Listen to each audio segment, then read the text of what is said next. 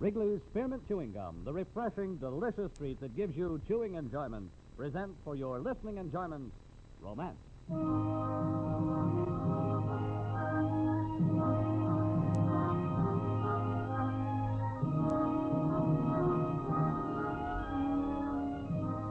Romance, bringing you the finest stories of the world's greatest romantic authors. Stories of the courage, the devotion, the adventure of love, all strung on the bright thread of romance. Tonight, the makers of Wrigley's Spearmint Chewing Gum bring you one of the finest love stories to come out of France in recent years. Kay Boyle's inspiring romance, Let There Be Honor.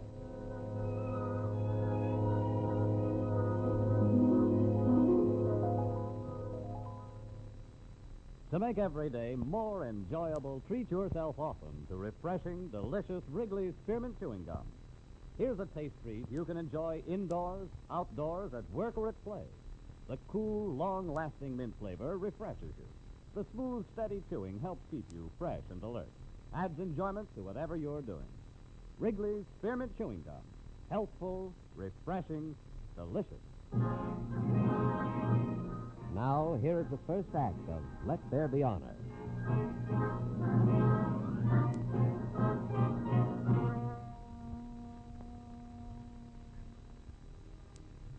It all began in the early part of 1941, about 6 months after Dunkirk in the fall of France. I was living a rather lonely life in my house on the Mediterranean at Cassis, not far from Toulon. I stayed on since Vichy had as yet found no reason to deport English civilian residents. But particularly because neither Vichy nor the Gestapo knew that I was operating as a link to the underground. I was a contact for soldiers who wanted to get out of France in order to join de Gaulle's army in England. It was to receive my next assignment from the underground that I'd gone to the cafe that day to meet Adele Pichot. There is a canteen at the railway station in Toulon, mademoiselle. Yes, you will work there with my mother, Madame Pichot. The case will be sent to you there. I see. And how will I know them? They will come up to you and say just your first name, Honor, and you will say Honor Jameson. Yes, and then? And then you will add, did you want coffee? Honor Jameson. Yes. Did you want coffee? Yes, that's it. And you will answer, I have come a long way for it and I am willing to go farther. Then you will give me the address of your house. Oh, to sound as though I were arranging a rendezvous. Yes, exactly. That is all it is safe to say at the canteen. Now here, on this paper, are the directions you will pass on to him when he comes to your house. They will lead him directly to the underground and to in secrecy aboard a ship for Casablanca, and eventually to England at the Gaulle Army. Is there anything else I should know? Only this. You must be absolutely sure of the man in every case. Mother will help you there. She's a very shrewd judge of character. But it really depends on you. And one mistake might expose the whole underground. Then I shall have to be very sure not to make any mistakes. And for your own sake, too, Mademoiselle Jameson. Sometimes, if it is the Gestapo, one just disappears without a trace.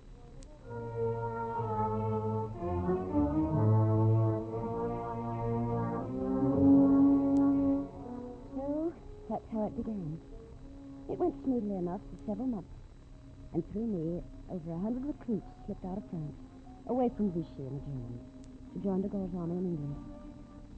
And then, one morning about 2 o'clock, the thing that really mattered happened. He wasn't too tall, not too young, and his hair was a little blonde at the temples as if the sun had done it. And he came right over to the counter and leaned his arms on it. He stared at me for a minute before he spoke. His eyes were casual but steady. And then he said it. Hello, Anna. Said it wrong from the beginning. He didn't look at anyone or anything else in the room, but leaned on the counter, his steel gray eyes narrowing a little at the corners. I said, hello, Anna. Honor Jameson. Did you want coffee? I don't know. It's pretty foul stuff these days. I'm not quite sure why, but I'd been holding my breath praying he'd at least get the second part right. And now he'd missed it completely. He just leaned there looking at me. You know, they didn't really tell me how beautiful you are. They seem to have neglected to tell you a number of things. Perhaps. But enough. I'm here, looking at you. But that's a good thing. You're English. Yes. Oh, but I am not a civilian, in spite of these clothes.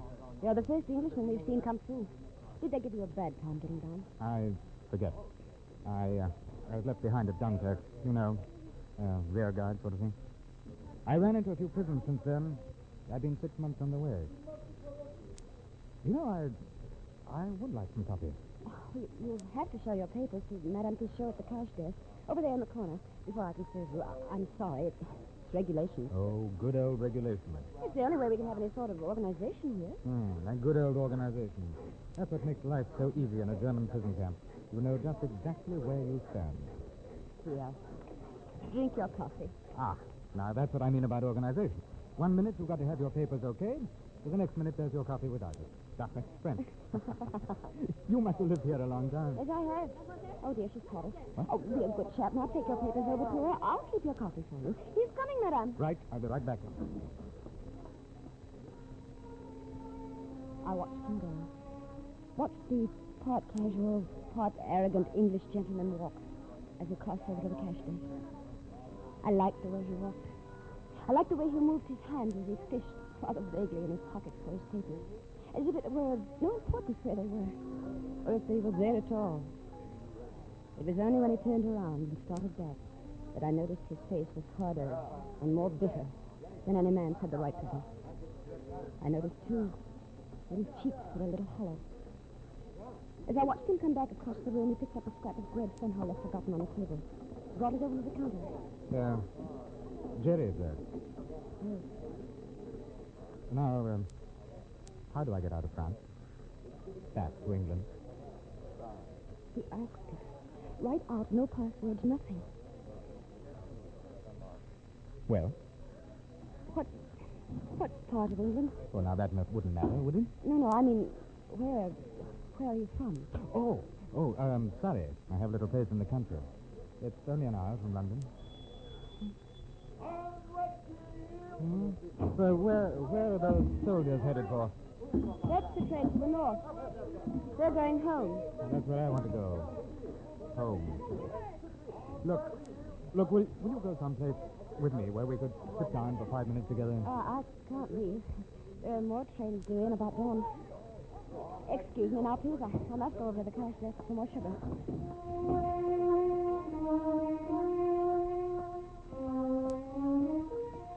As I crossed over to the cash desk, I looked back and saw him standing there in his darkish jacket that must have belonged to someone else before him. Blue workman's trousers and ancient tennis shoes. His shoulders were hunched in weariness. His arms in the worn sleeves, folded on the counter. Madame Pichot looked up angrily as I approached her. Sometimes you may make a mistake, Emma Jameson. Oh, but he's all right. I'm sure he's all right. And what makes you so sure? Hey, he looks all right. He was at Dunkirk, and he's been in prison. I'm sure he's English. After all, I should be able to recognize a countryman of mine. What about Lord Haw? Isn't he English? Oh, come now, that's different. This one's different, too. His traitors. They look too authentic to be true. Where would a British soldier get such fine new permanent resident traitors? I don't know where he got his papers, but I'm sure he's a British soldier. Now, look, my dear. With those traitors, he would have no trouble being sent back to England as a civilian. So why is he trying to get out through the underground, huh?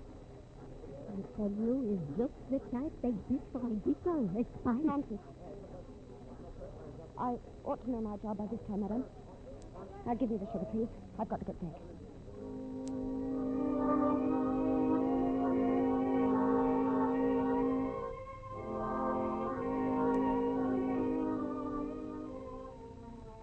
At 6 in the morning, there were 3 more trains, and I served the men who walked sleepily into the canteen. At 6:30, they began to file out to board their trains again. And he was still standing there. Do you always work this late? I'm leaving right now. Oh. Well, may I walk along with you? Well, all right, then, come along. Good girl. I led him out through a small entrance at the rear of the canteen. We crossed the tracks to the station restaurant on the opposite platform. The room was big, and perhaps not more than half a dozen people were seated at the marble tables. He sat down off in the corner of the place, and he ordered white wine because I said I wanted it. When it came, he poured the wine out. a little in his own glass first, tasted it, and then poured mine full before he filled his own. But that, according to the legend, is so that if the wine's poisoned, I'll die too. Oh, it's better than the theory about pieces of cork. Oh. Could be cold, huh? Now, tell me, Anna, how do I get to England? Speaking of legends, the Germans have some too. Have you heard the one about changing water into petrol, or the one about the man-eating crematorium? I heard one about Anna Jameson, that she was the most beautiful girl in France. I still believe it. Look, is there a Mr. Jameson somewhere? There was. My brother Gregory, RAF. They shot him out of the air over Dunkirk. Oh. He was all I had left. We lived here together. Then what keeps you in France now? You are an inquisitive chap. Oh, I'm sorry. No, I didn't mean to pry. It's just that I'm interested in you. All right, then. Let's think this last one to Gregory Jameson before I go. Hmm? Of course. To Jameson.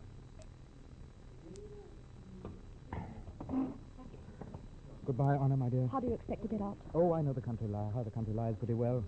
Oh, by the way, my name's Dorset. Chris Dorset. I'll send you a postcard if I get through.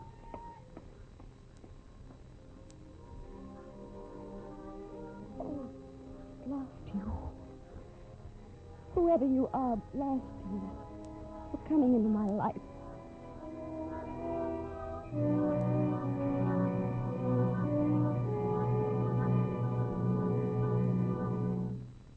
To make every day more enjoyable, treat yourself often to refreshing, delicious Wrigley's Spearmint Chewing Gum. The lively, full-bodied, real mint flavor cools your mouth, moistens your throat, freshens your taste.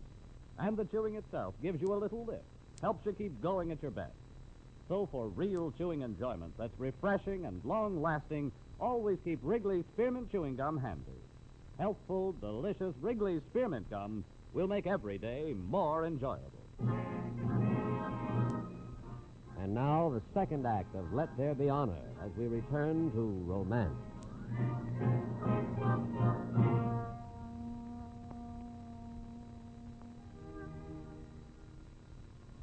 After he had gone, I sat there at the table for what must have been a long, long time. I didn't know what sense there could be in sitting there looking at his empty glass and at the chair. And yet I couldn't bring myself to get up and go. It must have been the wine, I thought. The wine. Or else the very face and features and the remembered voice of this man. And then I remembered what Madame Pichot had said about his papers not being right. That was in April. It was summer before I heard of him again. Two men stopped in at the canteen for coffee. Secret police from Vichy. Yes, that piece, vile coffee. Mademoiselle, now you're going to write that letter to Churchill and tell him to ease up on the blockade, eh? Yes, he would listen to you. Even an Englishman might turn almost human if you talk to him. Ah, Jacques, you see that Englishman? The Dorset, I think his name was. They brought him in last week. Have you your bread tickets, gentlemen? Oh. 50 grams each. Thank you. They picked him up near Frontac, in military age, trying to cross the frontier. What will they do with him? Unfortunately, being an English civilian is not a crime yet in the unoccupied zone, so they don't know what to do with him. Someday the prefecture of this country are going to be organized right, and like everything else, they need it. Good old organization.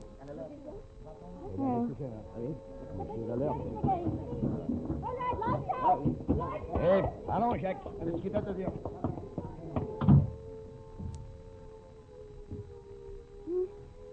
And now, Madame Pichot, we sit here in the dark again. What a nuisance. But in any case, this single celebration is wine taking.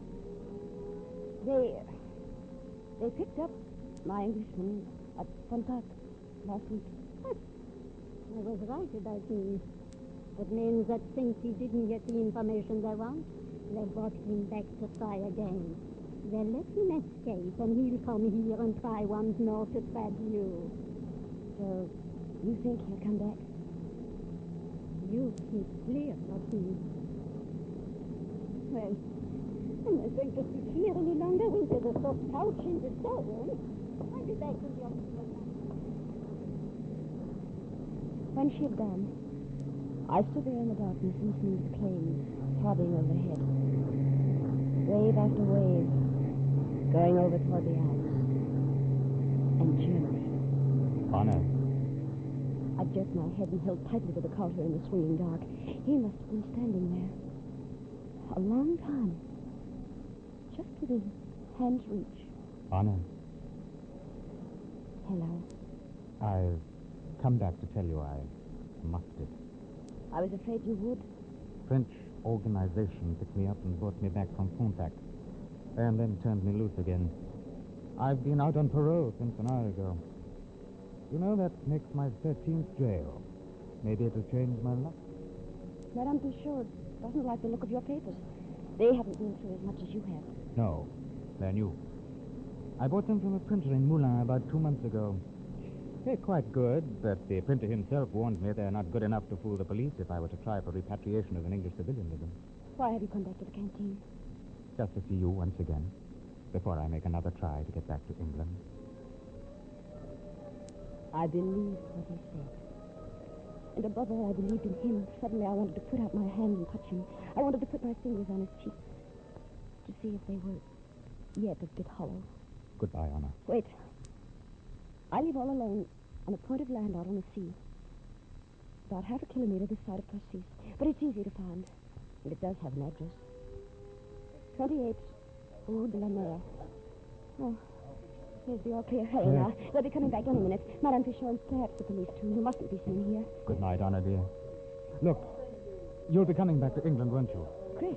I mean, if I get through all right, you might be coming down to Surrey. But it's quite a country. No, wait. You don't understand. Wait, Chris, wait.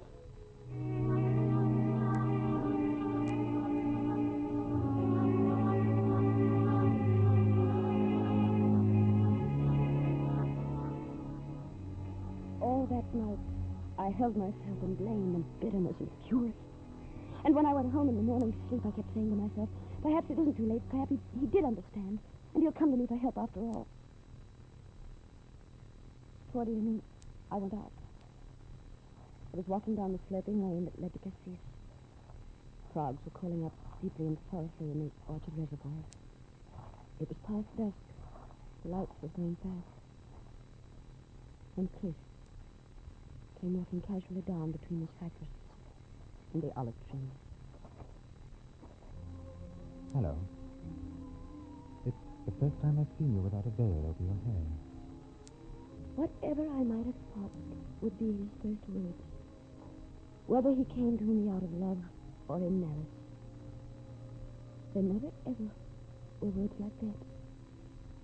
And I didn't answer in any way I might have imagined. I just stood there without saying anything until he took me in his arms. Oh, Anna. Oh, my darling. My beloved. Chris, you came back to me. Yes, Anna. It's madness for you to go about like this. We could be seen from the main road. Here, come. Let's go up to the house. Well, perhaps it's too late to escape. I heard it in a cafe after I left the canteen. They say that Vichy is going to hand any bit of soldiers they catch over to the Germans in exchange for potatoes. Then you'll have to get out tonight. We can have a few hours together. But then you'll have to get out. I'll go. This time I really will go. Ahead of us was the line of the cliff, purely and wondrously defined against the fading sky. And as we walked unhurriedly up the lane, I knew I would soon tell him how to cross that cliff, how to leave me, how to go back to England and the war. Later I'll come back. I'll find you here. Yes. Yes, I'll show you the house now. We'll have a little fire, even though it is summer. And we'll make some tea. And I think I might even have a bottle of Johnny Walker left somewhere about. Oh, Anna, it's charming. So quiet and cozy and far away. Shall I fix the fire while you dig up the other things? No. First, I must tell you how to escape. Then, if the police should just happen to come here suddenly, you can get away. So you do know. You knew all along and you didn't tell me. You crossed that cliff out there. There's a good path at the end of the orchard wall. The stars are out. You won't have any trouble. Yes, I see. There's a town on the coast about 10 kilometers after you've passed the cliff. It's called Sanary. Sanary. There you go up the Rue Principale to the Bar de la Marine. Yes. Go to the man who plays the guitar there and say my name, Honor Jameson. He'll have the papers for you, and he'll give you the name of the ship, and he'll see you through. You must be there by dawn. The ship goes out soon after. And you must do exactly what he tells you. Yes. You can trust him. He'll get you across the Casablanca. And from there to Lisbon. Oh, my darling. I should have told you all this weeks ago. I don't know why I had to have so many proofs from you. Perhaps because I couldn't really believe I'd ever meet anyone who was everything I wanted him to be. Honor. I always thought all this was a legend. Legend? Yes. Yes. That you were English, and that you were there at the canteen, and that you were so beautiful that men went there just to look at your face. And you thought it was nothing more than that? Yes. Oh, of course, I also heard that you were the link to the underground, but I never believed it. And then when I asked you for the directions, I thought I only embarrassed you. I thought it was pretty rotten of me to go on insisting for information from you that you yourself didn't have. Oh, my darling. Darling. Oh, no. I stood there in his arms while he kissed my hair and my eyes and my lips. But the vision of the war, of brothers, friends, the dead and the living, the soldiers' faces, and whatever country is, stood grimly between us and our newborn love. Later, much later, as we sat together before the fire, I watched its light move on his face, laying quick, defining shadows there, and it came to me with thrilling conviction that we would see it through, and one day be together.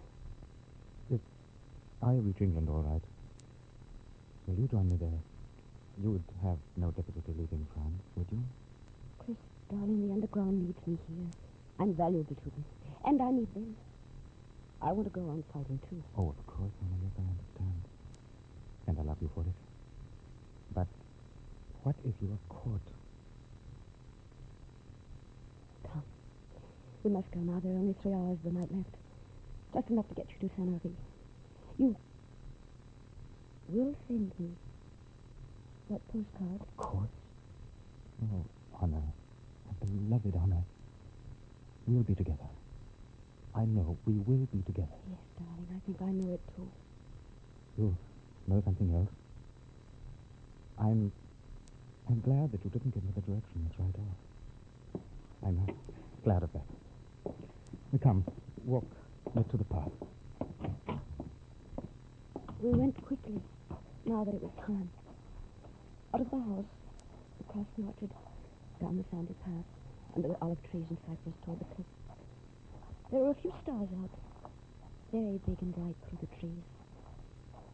And we stopped finally, and repeated the last things to each other when the sea washed dark. We need so little, we two. For happiness. The whole world is ours, if we are worthy of it. I need love more than ever now. I need your love. Oh, my darling, you shall know my love. You shall know what it means. Kiss me now, then go quickly. Goodbye, Honor. Goodbye. I stood there and watched him disappear into the darkness of the cliff, taking with him more than I had known life could give. And as I watched, I wondered how long I could wait, how long I could stand not knowing what was to become of him. A month later, I learned 2 things. I went into the canteen early one evening as usual. Madame Pichot was alone at the cash desk. Mademoiselle, there you are at last. I'm not late, am I? No, you're not. But I've been waiting for you. Listen, Maggie, something very serious has happened. What happened? They're on to us. Or on to you, at any rate. My daughter told me an hour ago. It has been reported to the prefect that you are the underground link here in Toulon for soldiers on their way to join de Gaulle. But who? Who told him? A little vicious spy called Pigeon. Meanwhile, of course, it means we cannot use you or this canteen any longer. We'll have to set up our own new system. But I can work somewhere else. Marseille, perhaps. No, mademoiselle. To help us now, you must have no part of it. In fact, it would be best if you went at once to England, where they could never reach. To England? You mean I must go to England? I do, mademoiselle. It is best for all of us that you do. Oh, by the way, you were right all along about your Englishman. A postcard came for you today. And I have an idea, mademoiselle, that you'll not find it too difficult, huh? Going back to England. As she handed me the postcard, she shrugged and smiled and watched me. Rather proudly, I thought. I looked at the London postmark through misty eyes and read what was written there. It said, without any attempt to take the grandiloquence away, let there be honor.